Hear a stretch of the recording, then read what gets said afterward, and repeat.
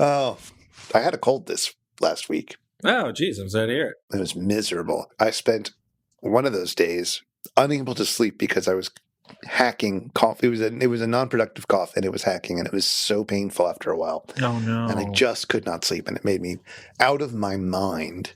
It didn't actually last that long, but it was real miserable. Boo earns. Anywho...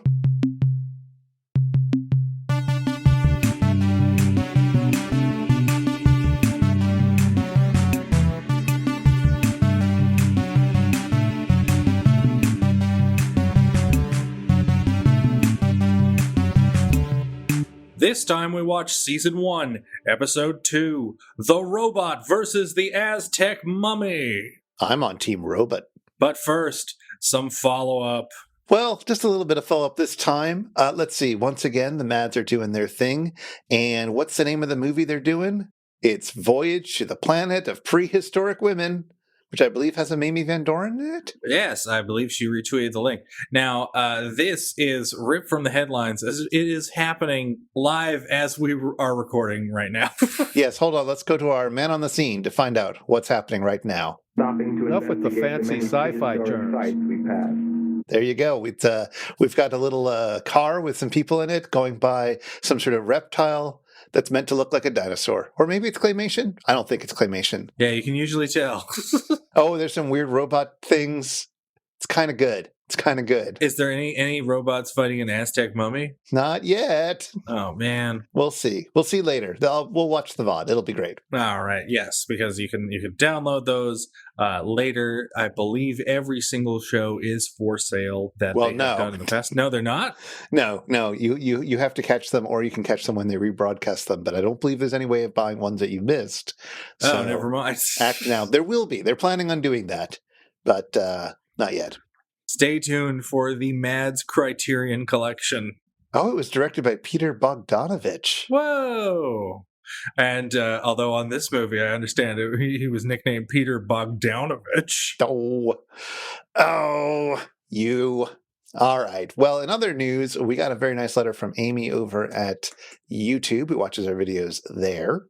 And Amy says a few things, but the one that I was most interested in sharing with everybody is about Ron Popeil, the Ronco guy, who we talked about in the last episode.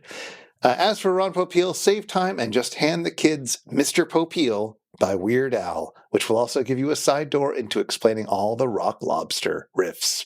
Yes, we actually listened to this song immediately after recording the podcast. Yep, as soon as I turned off the recording, I was like, oh no, I forgot to talk about Weird Al.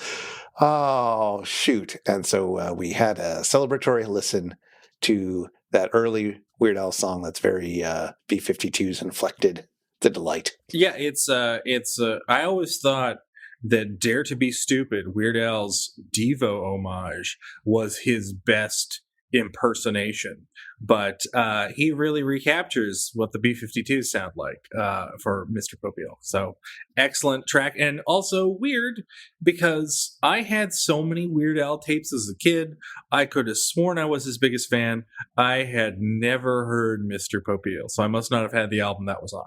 Oh, it was on Weird Al in 3D. I didn't have that one, because that one has Nature Trail to Hell, which I only heard much later in life. Yeah, and King of Suede. Yeah. Well, I heard that on a Greatest Hits that I also had. That's true. Well, if you haven't heard that song, go check it out. We'll have a link in the show notes. Otherwise, I guess we should start talking about the episode. Yeah, unless there's more Weird Owl facts, Weird Owl facts? Yeah. If there are any owls that you find interesting that you'd like to discuss, or just things about ordinary owls, like the fact that their poop is like perfectly shaped pellets of bones, so you can actually just like you can. Well, I know at least one celebrity makes like little ornaments out of the bones of owl pellets. Is that Alf? I wish it was Alf, or even Simpsons composer Alf Clausen, but alas, I don't think it is. That was my Weird Owl fact as well. I guess also that they have like a lot of range of motion with their heads, 270 degrees, which is the better part of a circle for sure. Yeah, they almost put Regan McNeil to shame. Wow. This has been Owl Corner. Now we go back to our regularly scheduled broadcast. Do you have any weird bowel facts? This time we watch Season 1, Episode 2, The Robot versus the Aztec Mummy. But first, a short Commando Cody, Chapter 1, Moon Rocket. I mean, sure, it's technically Radar Man from the Moon, Chapter 1, Moon Rocket, but just go with it, okay? All right. Earth is under attack, possibly from ray guns. So, a scientist dons a rocket-powered flying suit with a big goofy helmet and surveys his surroundings from air. This is Commando Cody. While in flight, Cody spots two no-goodniks with a ray gun. There's a brief shootout between high-flying Commando Cody and the no-goodniks, but they escape. Back in their cavernous lair, the no-goodniks report their failure to an evil moon man who bears a certain resemblance to the comic strip character, the Phantom. You remember the Phantom, don't you, listener? You know, Slam Evil the Phantom. You know, Phantom 2040 Phantom. Anywho, Commando Cody and his pals take a ride in a real rocket to the moon. They land in a rural area of the moon that looks suspiciously like Bronson Canyon. Commando Cody leaves his friends on the ship and makes his way to a moon city that looks like a miniature recreation of Greece or a sparsely decorated set, depending on whether or not Cody is in the shot. There, a moon man tells Cody the moon is plotting an invasion of Earth. The Moon Lord sicks his guards on Commando Cody and fires a ray gun at him. Stay alive, whatever may occur, Cody. We will find you in Radar Men from the Moon, Episode 2, Molten Terror. And now, our feature presentation. A long, long time ago, there was an Aztec woman named Xochi, who was in love with an Aztec warrior named Popoca.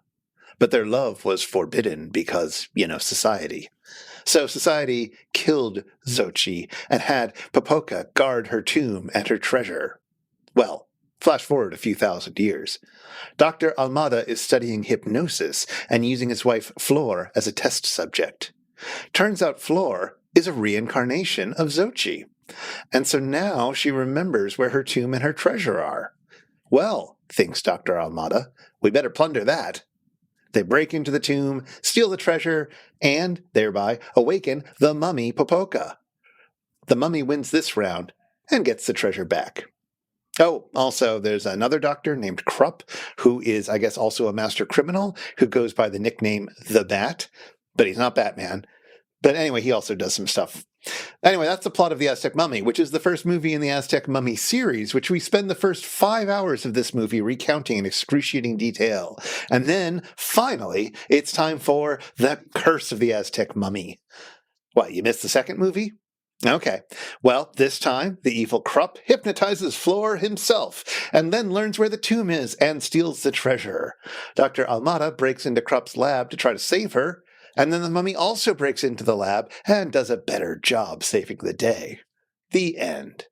By which I mean the end of another tedious summary and clip show. Can today's movie finally start? Well, if you really want it to.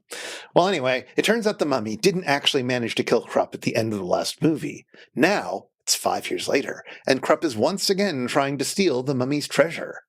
This time, he's got a plan for dealing with the mummy. He's built a human robot. The word cyborg hadn't been invented yet. Anyway, this robot with a human brain seems like a good match for the mummy, but at the last minute, Almada and friends burst into Krupp's lab, grab the robot's remote control, and watch as the mummy strangles Krupp before heading back to the tomb. Almada wishes it well, and promises never ever to defile at least that particular burial site ever again. The end. Meanwhile, on the Satellite of Love, actually, in Deep 13, the episode begins with Dr. Clayton Forrester all excited to attend a mad scientist convention. Dr. Earhart reminds Clay that he's blown up the convention center on 3 separate occasions.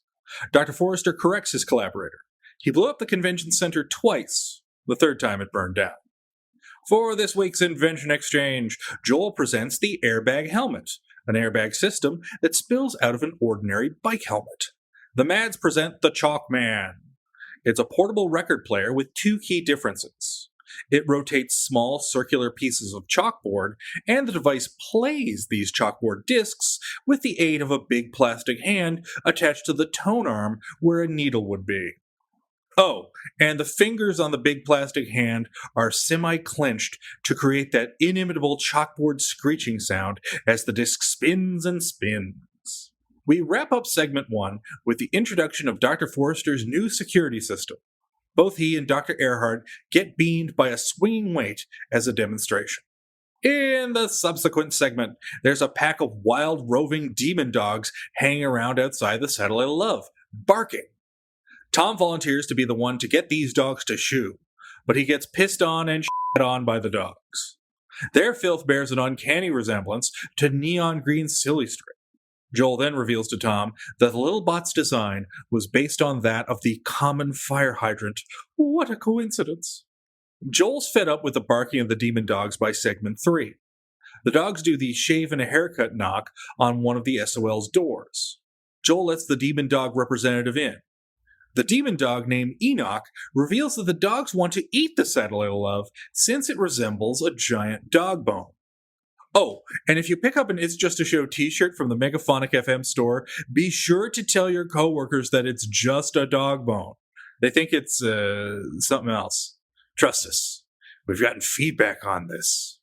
Anywho, Enoch and Joel exchange pleasantries, and the leader of the demon dogs promises to reveal the secret to getting the dogs to vanish. Unfortunately, Gypsy lumbers into frame and swallows Enoch whole before he can reveal said secret. For the following segment, Crow goes out to talk to the demon dogs disguised as Enoch. He too is pissed on and shat on. And now the stirring conclusion of the demon dog storyline for our final segment. After a demon dog chases them out of the theater, Joel and the bots are swarmed by the rest of the skeletal mutts, a scene you'll recognize from the Season 1 opening credits. Joel hatches a scheme to shoot a giant ball out of the Satellite of Love, thus prompting the demon dogs to play fetch. The SOL crew are relieved until Tom remembers that fetch means to go away, pick something up, and come right back. Ruh-roh. The end. Well, Season 1. Season 1. Wow, how we missed you. And this particular episode of Season 1, beloved by all. Yes, especially those who made it. Yeah, this is something, all right. But hey, you've got a first. It's the first radar men from the moon. Yay!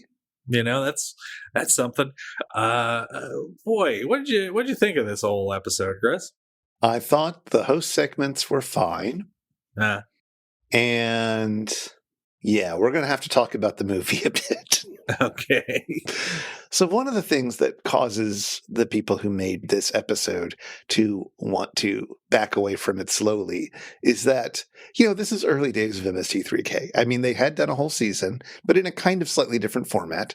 They're now going mainstream, or at least they're going to a much bigger network, a nationwide network, basic cable, the big leagues.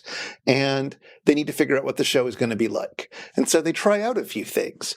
And they realize that those were terrible things to have done. Yeah.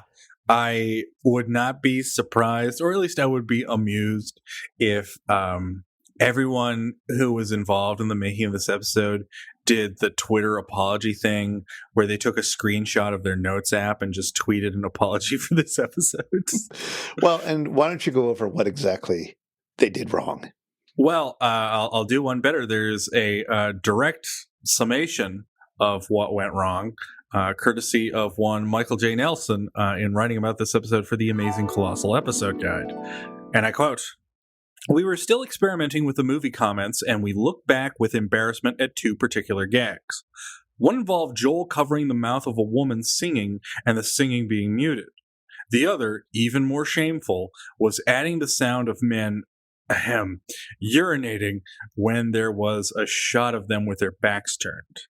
Both broke the rules of the show, and both were quite stupid. We're really very sorry." I mean, So, yeah. Yeah, and they should be. But it is interesting to think that, they didn't quite know what the rules of the show were yet. No, and they'd already done 21 of these. Oh, sorry, 22 of these things. Yeah.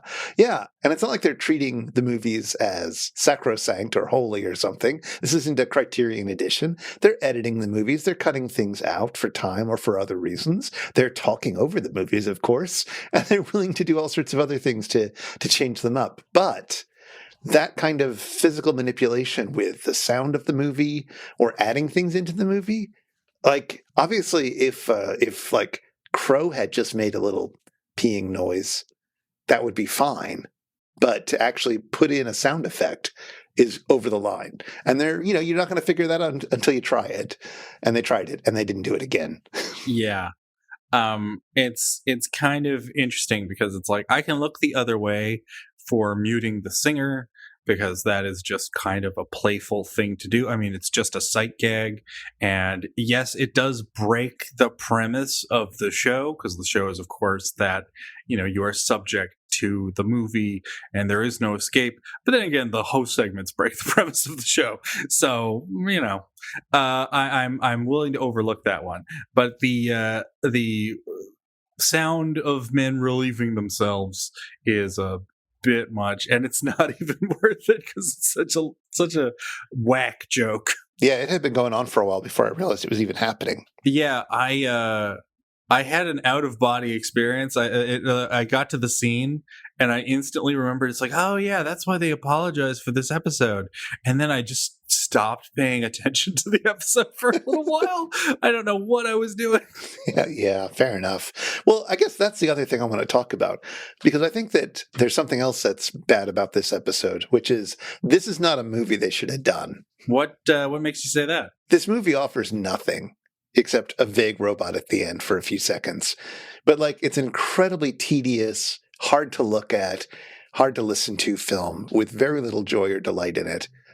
And it just doesn't give them enough to play with. Yeah, it's it reminds me of why, and maybe this is how they learned that lesson, because almost all the movies, save for the various TV movies that were just not even real TV movies, but 2 episodes of a TV show, Frankenstein together.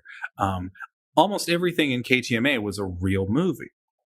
And this is them dealing with the best they could get because they were officially licensing the movies. And while The Crawling Eye was perfectly fine for this, Robot versus the Aztec Mummy is talky.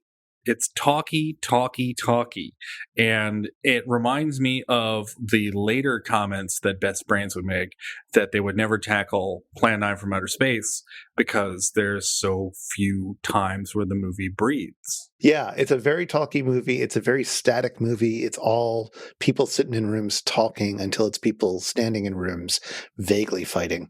I absolutely hated this movie until the titular robot showed up. Yeah. And when I saw that robot, I had a complete change of heart.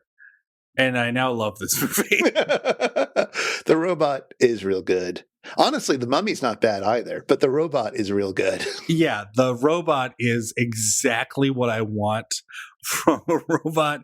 It listeners, if you have ever seen the old Conan O'Brien show and saw such characters as Robot on a Toilet and Pimpbot 5000, you know exactly what this robot looks like.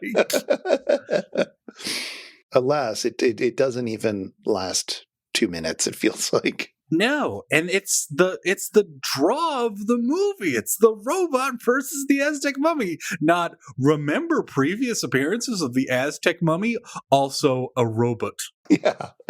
Oh, it's just such a disappointment. Yeah, because I think that just based on that scuffle that they have at the end of the movie, it's like this could have been great.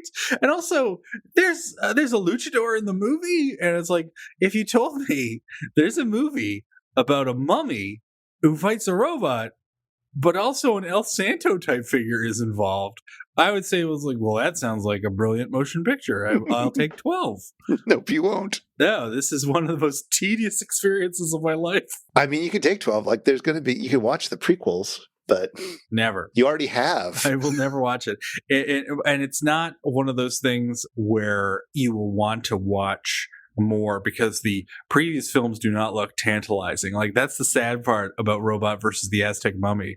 It's indefensible, and it's also the best one.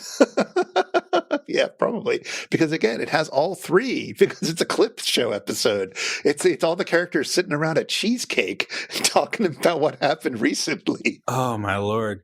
It reminds me of the unbelievable clip show horror film Silent Night, Deadly Night Part 2, in which I believe 65% of the movie is the previous movie being retold by the killer's brother, who will become the killer in new footage.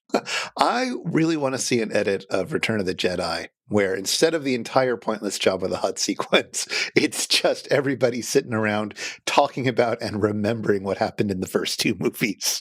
Now, you say that, but the Jabba the Hutt sequence is the best part, not only of Return of the Jedi, but of Star Wars. That is definitely an opinion one can have. It's because, this is why. Jabba the Hutt, pretty great, but so many better characters. You've got Max Rebo, the blue elephant who plays the keyboards, who I love. He's probably my favorite Star Wars character, second only to Salacious Crumb, the little rat creature who laughs whenever Jabba the Hutt talks. Yeah. His little toady. I love Salacious Crumb. And then there's that great guy who looks like a cross between a lizard and a ball sack, who comes up to C-3PO and is like, "Hey, Wanawanga." Yeah, that guy's great. Yeah, it's just Luke bringing it all down. Yeah. But I mean, isn't that the case of every Star Wars? Right. Well, fair enough. So early on in the episode, as they're going in to watch the very first part of the Radar Men from the Moon series, Tom is confused as Joel tries to explain that this is a serial.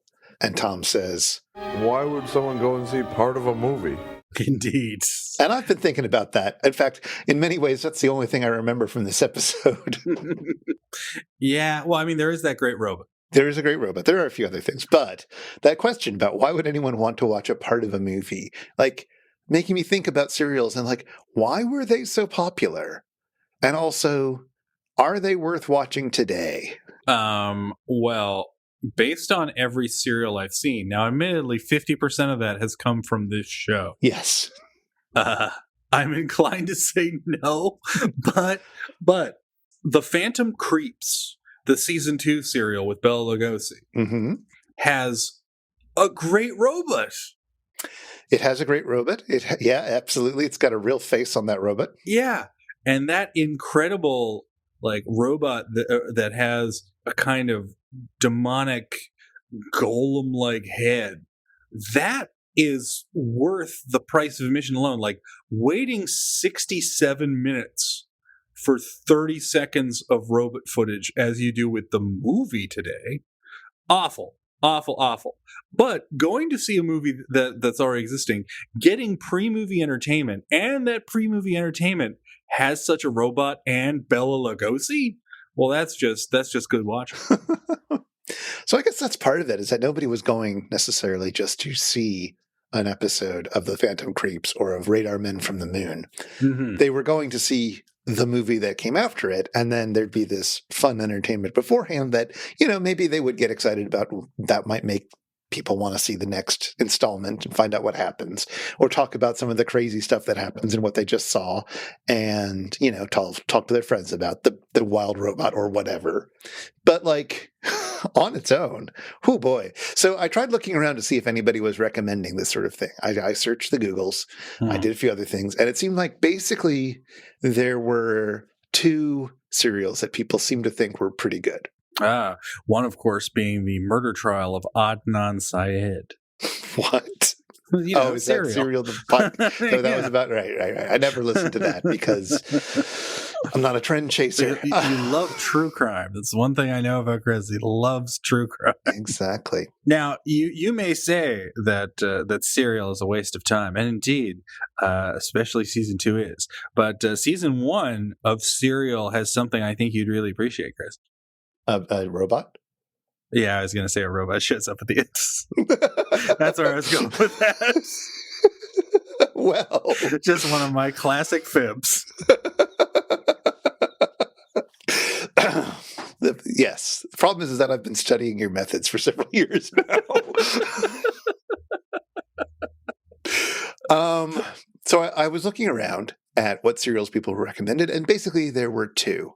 One of them was Flash Gordon.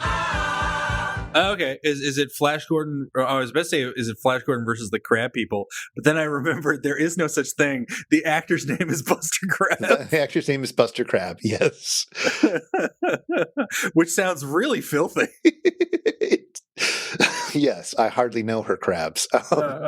Yes, it's real gross. So I decided to just sit down and watch a few episodes of the 1930s Flash Gordon serial. Oh, how is it? Well, it's better than this. Uh-huh. There's some really good visual stuff I think you'd enjoy. Okay. There's some really good, like, lizards as monsters or other monster-y things show up.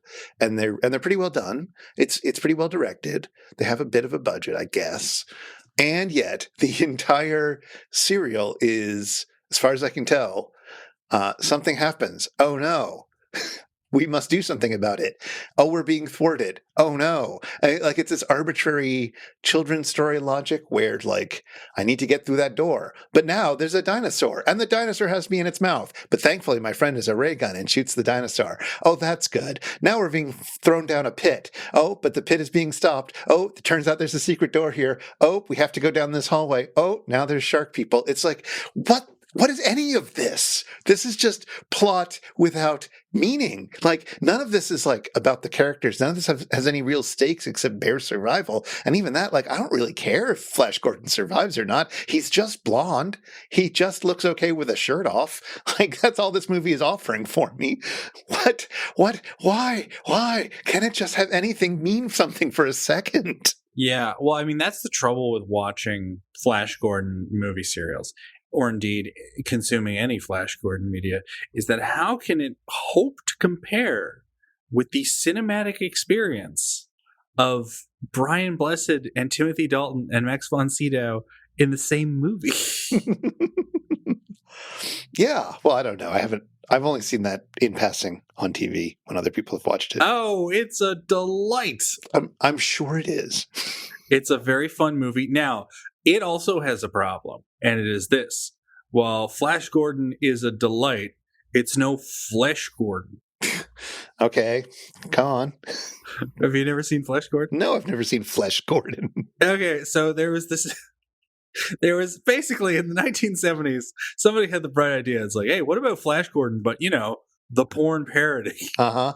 But it's the 70s. So people take porn as if it's an emerging cinematic genre and worthy. Yeah, that was the time when porn was potentially going to become that sort of thing. Yeah, it was going to become a lot of things. Anyway, Flesh Gordon, it has like beautiful stop motion and really fun sets and miniatures and actors who are just having the time of their lives. Some of whom happen to be, and sucking. And it's great, and it has the immortal line delivered with dead seriousness by the film's villain. I am Wang from the planet Porno. So it kind of rules. It's kind of a great movie. A few thoughts. Yeah. First off, was Flesh Hard-On taken? I think Flesh Hard-On must have been taken. That must have been one of Ron Jeremy's many pseudonyms. Secondly, I see on the Wikipedia page that playing the uncredited voice of the great god Porno is one Craig T. Nelson. Yes, that's true. Coach himself. What? His TV's coach is part of Flesh Gordon. But it was the 70s, baby. It was a different time. Uh-huh. Okay. Rewinding.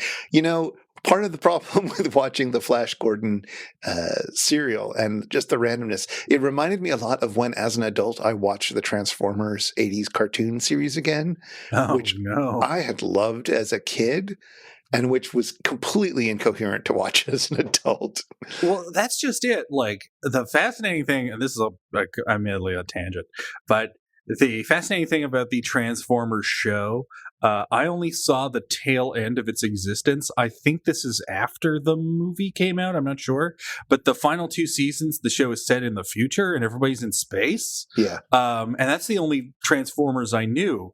The one with the superior theme song. It's not like Transformers more than meets the eye. It's the one where they're chanting. It's so good.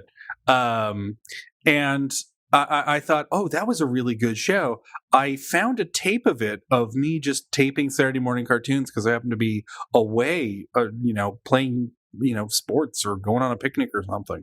And I watched Transformers, and it was like the whole thing was in another language. Like, I could not figure out what the hell was going on. Yes.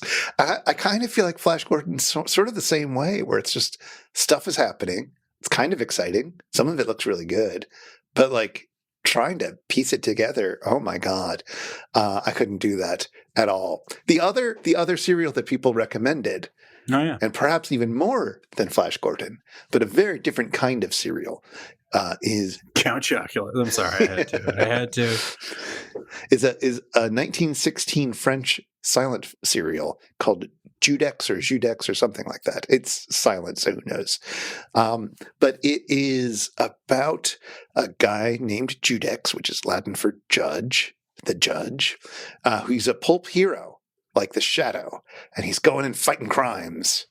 And he's trying to avenge his family's ruination. I don't know.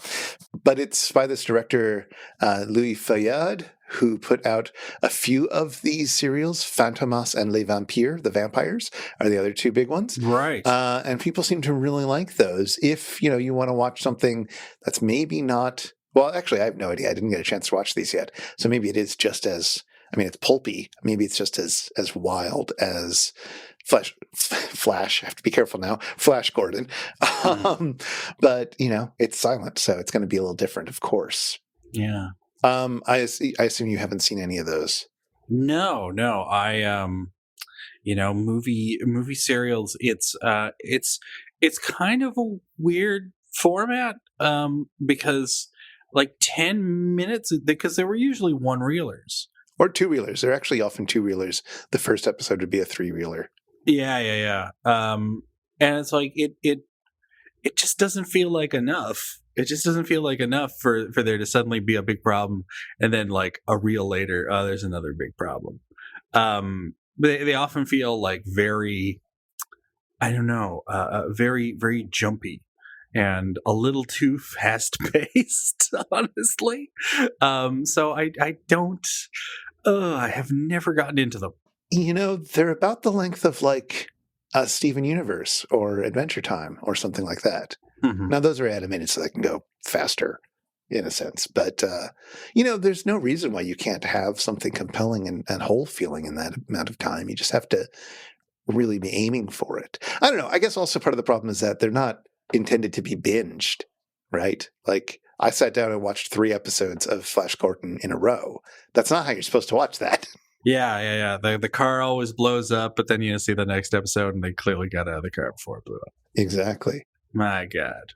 On the Megaphonic Slack channel, which members get to hang out in, devoted listener and friend of the network, Sean, from over in the Fiasco Family Movie Night podcast, was the person who basically stood up for serials, saying most serials, especially in the 10 to 15 chapter talkie format, have a lot of running back and forth, random fights, clamoring over possession of a MacGuffin business, especially in the middle chapters. It can feel a lot like killing time. I don't know if it's an intentional effect, but it leaves them able to be easily edited down to movies for re-release. But some manage to keep the middle bits fun with outlandish details or even meaningful plot.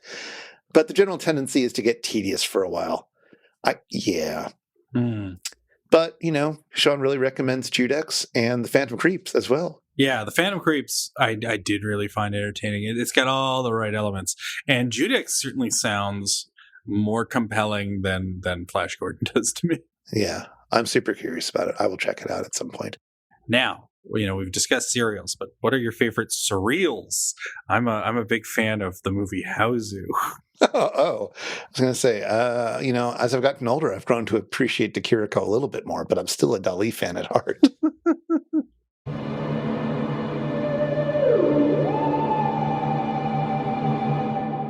Someday I will die. Oh, no. What will happen to this show? Well, more importantly, what will happen to my body? When you say more important. Will you be up to the task for turning me into a mummy properly? Do you know how to do it? I know all the steps, okay? Okay. All right. So first what you got to do is you get yourself one of them doohickeys that's got a hook on it so that I can insert it into your nasal cavity and pull out your brain. That's not what you do first. It's not? You're getting to the good bits too soon. Oh. Because you got to clean me first. Oh, with what? Well, you want to clean me with palm wine, which is a little sticky and helps pull off dirt and debris and crap so that I'm nice and clean before you go cutting me open and doing weird things to me. Okay. Then rinse me with water from the Nile River. Mm-hmm. Because that's kind of sacred and it'll purify my body. If you're an ancient Egyptian anyways. I don't know, that still seems nice. Why not splash out, as they say. By the way, I'm getting this information because I decided to do what anyone would do first when wanting to learn how to do something online. I went to WikiHow and I searched how to make a mummy. And on the page for how to make a mummy, the first thing that they teach you is how to make a doll into a papier-mâché dummy. Okay. And then they teach you how to make a sarcophagus for it. But under that, they tell you how to do it for real, or at least ancient Egyptian style. So that's what you want to do first. Then you will please will you make a little incision on my side, maybe just under the rib cage, and then take out my precious organs. What am I going to do with them? You're going to put them in the little jars with the different animal heads on them for the gods, because they're holy. No. So you want my stomach, my intestines, my liver, and my lungs. Okay? Intestines? We're going to need a bigger jar. Yeah, I know. I got a lot of those. Ah. Then you want to embalm those things. Mm-hmm. And then you want to use the hook to remove the brain through the nose. You can get rid of that. Finally. My brain has never been any good. You might as well just toss that away. It's not good enough for the gods. It doesn't do anything. It's just like padding. No. But I will need my heart in the afterlife, so you want to keep that in. Oh, okay. Yeah, keep that one there. I might have taken that one out by accident. No, don't do that. Oh. That would be bad. Do you know what you do then? Okay, I've done the hook part. I mean, I kind of feel like now I've earned a break, so I can just sit down with a copy of Swank and, just relax for a bit. No, you've cut me up. Yeah. So you got to clean me off again. Get some more palm wine, clean me all off. It also works as an antiseptic, so you'll be good there. I won't get an infection. You don't want me to get an infection. Okay. This is a lot of work. It is. It's very expensive to do. Only pharaohs got this. Only the richest people in the land got it. If you were a less rich, noble person, you might get a cheaper version of this treatment. But this is the whole 9 yards version we're talking about. This is King Tut's process. So you'll be serenaded by Steve Martin in the afterlife. I hope so. He serenades me now. It's very sweet of him. Ah. So then you want to put me inside a little thing, like a giant casserole pan, basically. Mm-hmm. And in that casserole pan, you've already prepared it by putting down a layer of natron. Wait, what's natron? Let me make sure I'm saying that right. Natron. Natron. Natron. All right, apparently it's natron. Is that the famous naked Tron that I've heard so much about? Yes. It's just Tron with your hog out? Oh, man. Can I get that edit of the movie?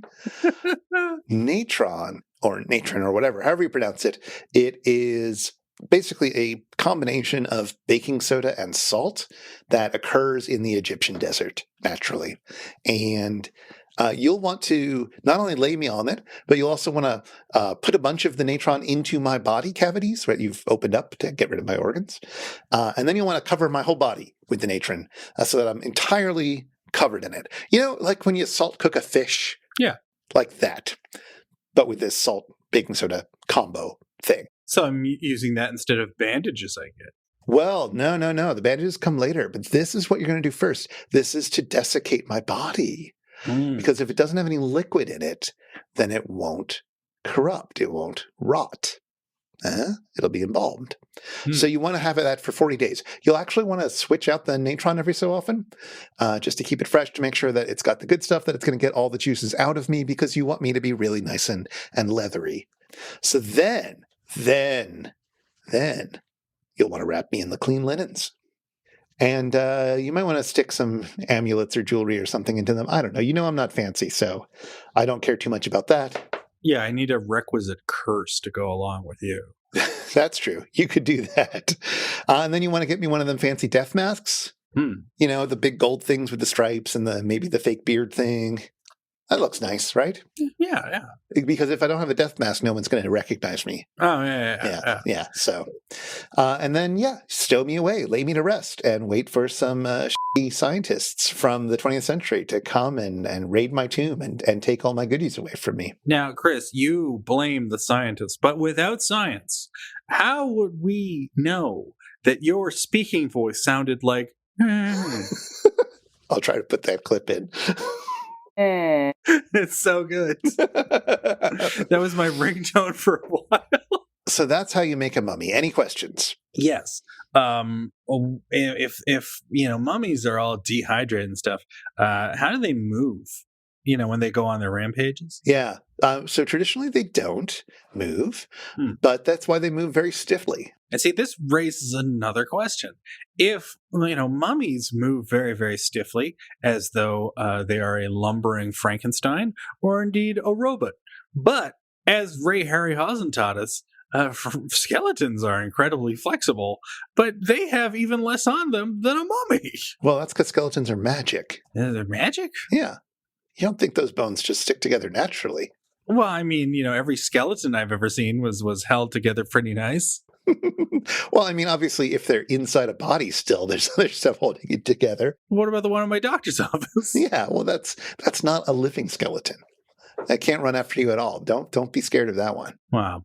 Now, all the stuff that I've been telling you is how you make a mummy in ancient Egypt, which is probably what we think of most when we think about mummies. But lots of cultures have made mummies, including the Aztecs. And This is an Aztec mummy we're talking about. So you can ignore everything I just said. That was all for me, for you to deal with my body after my untimely death. Oh, you just have a preference because you want to walk like an Egyptian. Well, here's the thing. Here's one of the big differences between Aztec mummies and Egyptian mummies. Egyptian mummies get to lie down. Yeah. Aztec mummies were usually seated, and then they would kind of put them in a bag or tie them up in ropes to keep them in a kind of seated position. That's how they would prepare their bodies for the desiccation process, the mummification process, which the movie gets wrong. The movie has them lying down like an Egyptian mummy, but that's okay. I don't care about the accuracy of the movie. That's not the problem with this movie. I don't know if you saw, but there's a big robot in it. We'll talk about how to make a robot on a later episode. Anyway, that's Mummy Corner. Yes. If you or your loved ones want to know more about mummification, write Mummy McFrummy, Chicago, Illinois, 60652. Hey, everybody, it's time for the Shallow 13. It's time for the Shallow 13. 13 little something-somethings about today's episode, The Robot versus the Aztec Mummy. Go, Adam, go! Let me quote the official MST3K Twitter from November 18th, 2017. It is rumored that on this day in 1989, the first Comedy Channel MST3K up aired, but no one knows for sure. Also, the episode was Experiment 102, The Robot versus the Aztec Mummy, and Experiment 101, The Crawling Eye, aired a week later. Despite that confusing explanation, this was the second episode produced and was always intended to air after The Crawling Eye. For Misties who followed the series since its early days at KTMA, the Demon Dogs would look awfully familiar. Though they never appeared in an episode from Season 0, there is footage of the dogs barking at Joel in the KTMA opening credits.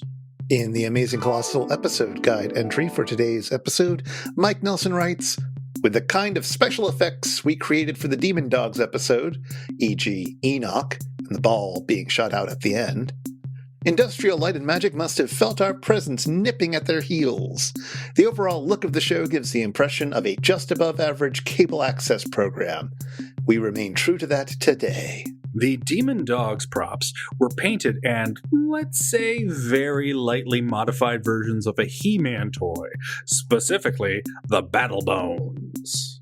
Now, what the heck is a Battle Bones? It's a skeletal lizard dinosaur type thing. You were supposed to sort of hang your He-Man action figures from its ribs, so I guess all the Masters of the Universe could go on picnics together. And MST3K isn't the only show to try to have fun with this film.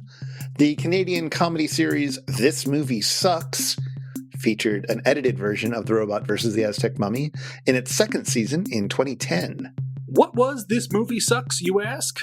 Imagine a stripped-down version of MST3K, in which Ed the Sock, his wife Leanna, and a few friends would riff a bad movie. It's basically a dry run for Red Letter Media's Best of the Worst, but without the sex appeal of rich Dick the Birthday Boy Evans. This Movie Sucks featured two other films made famous on MST3K, The Killer Shrews and Manos, The Hands of Fate. But MST3K The Return would later tackle a film done first on This Movie Sucks when they riffed Yongari, Monster from the Deep. And speaking of CanCon, all 12 parts of Radar Men from the Moon were helmed by director Fred C. Bannon. One of Bannon's last credits was a 1966 telemovie called, and we're not making this up, RCMP and the Treasure of Genghis Khan. Now, why are the Royal Canadian Mounted Police after the Treasure of Genghis Khan? Well, okay, first off, it's not really a new telemovie. It's just an edited version of the 1948 Republic serial Dangers of the Canadian Mounted, so it's even older than Radar Men from the Moon. But here's the IMDb summary. Crooks discover a Genghis Khan treasure ship on the Canada-Alaska border, but the treasure is hidden somewhere on land. In their efforts to find the hidden treasure, they resort to murder and sabotage to stop the construction of the Alcan Highway, which will bring homesteaders to the area. Sergeant Royal of the Royal Canadian Mounted Police battles through 12 episodes to find the crooks and to learn the identity of their mysterious leader, known only as the Boss. Crooks Alvarado, seen here playing Dr. Almada's sidekick Pinacate, was a luchador-turned-actor who also appeared in the 1968 film The Batwoman. It's unrelated to the wild, wild world of Batwoman, but we did talk a little bit about Batwoman 68 when we covered that wild, wild MST3K experiment for It's Just a Show, episode 60. And finally, during the mummification ceremony, Tom quips, And then Zamfire, master of the pan flute, played. But that didn't last long. Jorge Zamfire is a Romanian musician and player of the pan flute, Natch. He'd even lend his fantastic musical stylings to certain films, like Picnic at Hanging Rock, or Ennio Morricone's score for Once Upon a Time in America. But he achieved perhaps his greatest fame in a series of commercials for a 2-record set of his pan flute Flights of Fancy. The commercials look more like an SCTV parody than a real commercial, and they feature such ad copy as, "Relax, as Zamfire sweeps you away to a world of haunting, tranquil beauty." We'll have a link to one such ad in our show notes. And that's time. Word on the street is that this is not the only movie that's ever been made about mummies. You know what? Despite all evidence, it is not. You know, when you first start digging, there's at least 2 more, as there's 2 previous films in this series. But then there's a whole world of mummy movies, at least one of which has Boris Karloff in it. Oh, that's good. Yeah. So I went to a Wikipedia page that had a list of mummy films. Okay. And I looked through them all, and some of them I'd heard of. And some of them barely have mummies in them, such as The Jungle Book. Yeah, that doesn't really count. I know it doesn't seem like it counts. I don't remember the mummy in that, but whatever. It's been a long time since I've seen it. But the important thing is that the only movies on this list that I've actually seen have been Robot vs. the Aztec Mummy and a little movie called Time Walker. Oh, I haven't actually seen that episode. You have it. It's also known as Being from Another Planet. Yeah, I haven't seen it. Oh, that's a good one. You should watch it sometime. We'll get to it someday. I imagine so. So, yes, I have not seen the classic Boris Karloff one. I haven't seen Abbott and Costello Meet the Mummy. I need you to be my guide to these mummy movies. Mummy movies. I am a big fan of Bill Mummy movies. No, that's a different episode. We're going to do mummy movies today. Well, I've got bad news. All mummy movies are terrible. Oh no! Yeah. Even the Karloff? The Karloff one might be all right. It's been a while since I've seen. It's been a while since I've seen the original Universal The Mummy. Whereas for whatever reason, I don't know how this happened, I ended up watching the immensely cheaper sequels that actually they do two things that the original film definitely does not do. They ditch Boris Karloff, which is not good. And they also decide, hey, you know what these Universal movies need? A big helping of comedy. From the 30s, the best era. So yeah, they're pretty terrible. The sequels are really awful. The original Mummy, I guess the jury's still out on that one, but I don't remember it on. Like it's not the best of the Universal monster movies. That was my impression. Was that this is not as good as the brilliant Creature from the Black Lagoon, and it is substantially worse than the overrated Dracula. Oh boy. Yeah. All right. Well, there's one other mummy movie that was showing up on a lot of people's best mummy movie ever lists. Yeah, it was the only movie I was going to recommend, probably. Bubba Hotep? Yes. Okay. Bubba Hotep is great. Chris, do you know what Bubba Hotep's about? I read the bit of the Wikipedia summary of it before we started recording, and I have to say, no, I do not know what it's about. Yeah. So as it turns out, Elvis Presley, as played by Bruce Campbell, did not die. He switched places with a lookalike, one of the Elvis impersonators, and because he wanted to get away from it all for a while and live the good life, so he retired and he was just cooking up hot dogs with nice local people and just living the simple life. Then his double dies, and through a series of convoluted things, everyone believes that the double is the real Elvis, and thus the real Elvis is dead. When in fact the real Elvis is wasting away in an old folks retirement home with his best friend JFK, who is a fellow who insists that he's the real JFK. However, he's played by Ossie Davis and is thus a black man, and he claims that his brain has been taken out and put into the body of a black man, but otherwise he's JFK. Oh, well, that's how that works. They fight a mummy.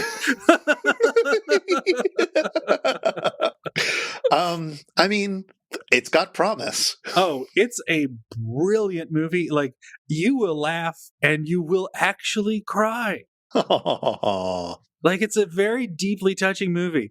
And I think fans of the film, I'm sure there are some who listen to this podcast, when the movie offers the message, all is well, when I first saw it at the Bytown Theater, there was not a dry eye in the house. Wow. It's a genuinely, like, it's so funny, it's so silly, and then all of a sudden it gets real sad, and you go for it.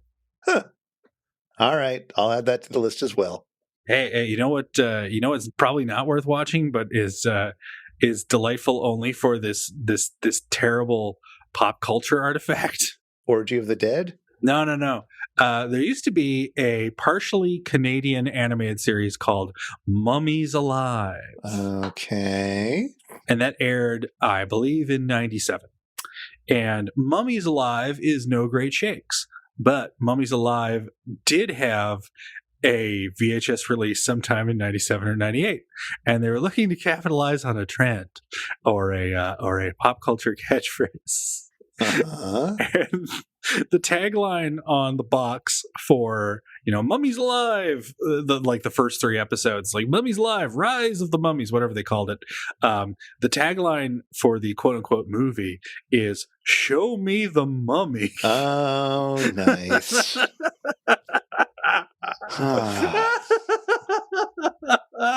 That's so terrible. I love it. Well, Chris, I think we have wrapped up everything that we could possibly say about the robot versus the Aztec mummy, and indeed, Radar Man from the Moon, Chapter 1. Is there, by any chance, in your sarcophagus, one final factoid, one tiny little scarab, even though it's not an Aztec thing, of truth to tell us about the film, the episode, or Radar Man from the Moon? Well, you know about what they did with mummified cats, right? Oh no, what did they do? So Something nice, I hope. So during the 16th and 17th century, when Egyptian mummies were being found by Europeans, I guess, but others as well, both human and cat ones, they would take the mummies and I guess grind them up into a pigment, which was known as mummy brown or Egyptian brown. But mummy brown made you think of big shoulder pads, so that was better. Oh, no. Yeah, so if you look at old paintings, many of them are painted with Egyptian cats from several thousand years ago. Wait, what? Yep.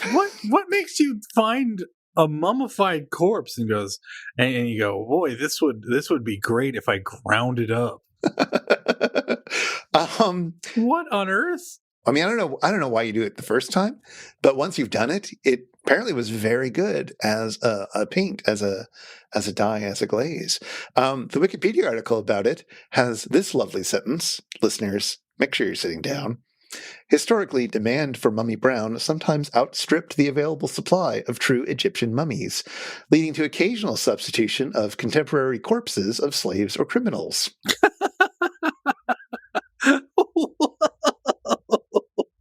Oh no.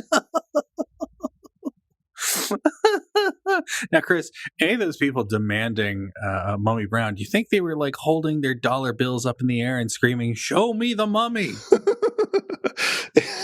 It also says that Mummy Brown began to fall from popularity after she had a kid. No, during the late 19th century, when its composition became generally known to artists. What did they think they were buying when they bought Mummy Brown? Oh man, you don't want to know what Dracula Red is made out of. It's the real Draculas.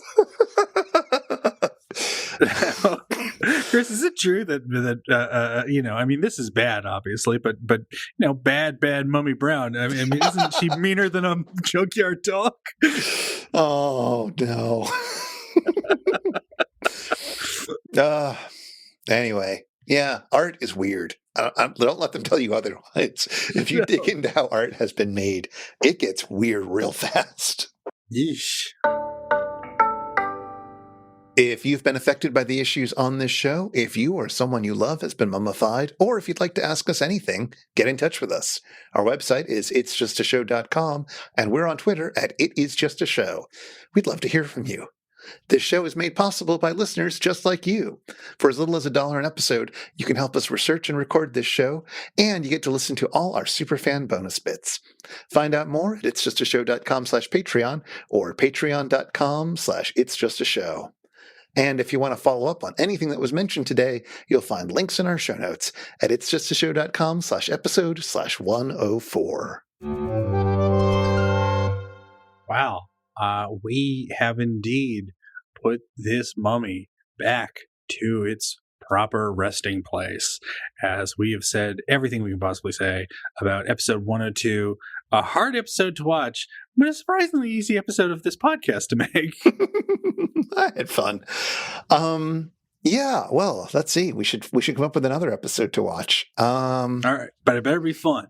It's going to be Turkey Day for next episode. Mm-hmm. So we need a classic. Yeah. We need one of the OG turkeys. Yeah. Yeah. I think I know just the thing. Okay, we can't watch this episode again. No. This is a turkey that's gone off. This is one of those things where it's like, well, we haven't marinated in a while. We've marinated in Welch's grape juice. This is a rancid bird. Yes, indeed. No, I think that we should see something that is full of imagination and at least a glimpse of a spider puppet, and also, yes, some beefcake. I think that we should entertain ourselves with a little movie that has been retitled for this program, Cave Dwellers. Yay, hang gliding. We get to do a segment about hang gliding. Finally. And Ray-Bans.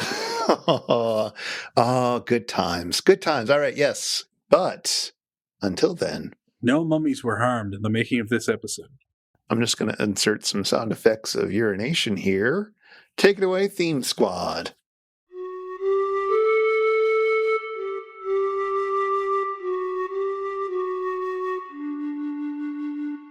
peeing noise.